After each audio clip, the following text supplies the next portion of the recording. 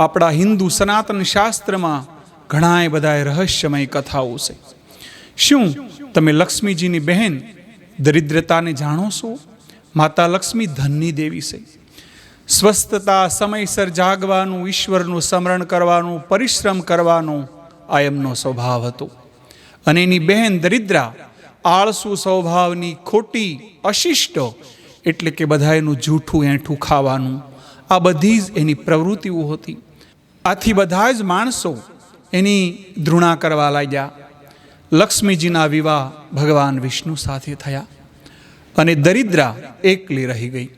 લક્ષ્મીને એમની બહેનની સ્થિતિ જોઈને એણે ભગવાન વિષ્ણુની સાથે લગ્ન કરવાનો ખૂબ આગ્રહ કર્યો, પરંતુ વિષ્ણુ ભગવાન ન માન્યા અને ભગવાને એક ઋષિ સાથે એમના લગ્ન કરાવ્યા. પણ દરિદ્રાના સ્વભાવના કારણે ઋષિના આશ્રમમાં એ ન ટકી અને લક્ષ્મીજીની પાસે ગઈ. લક્ષ્મીજીએ દયાના રૂપે વિષ્ણુને કહ્યું કે એમને એક નિવાસ સ્થાન આપો, તેમને મદદ કરો.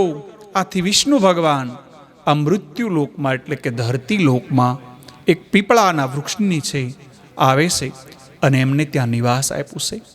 દરિદ્રાએ લક્ષ્મીને એકલાપણાની ફરિયાદ કરી, વિષ્ણુ ભગવાનને એકલાપણાની ફરિયાદ કરી. આથી વિષ્ણુ ભગવાને વચન આપ્યું કે હું દર શનિવારે લક્ષ્મીજીની સાથે આ પીપળે આવીશ. આથી બધા માણસો દર શનિવારે પીપળાની પૂજા કરે છે, પાણી રેડે છે. એ દિવસે વિષ્ણુ ભગવાન અને લક્ષ્મીજીનો વાસ હોય છે.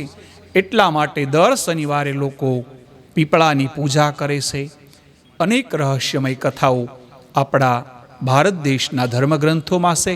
તે હું દરરોજ તમને એક નવી કથા જણાવતો જઈશ. અસ્તુ.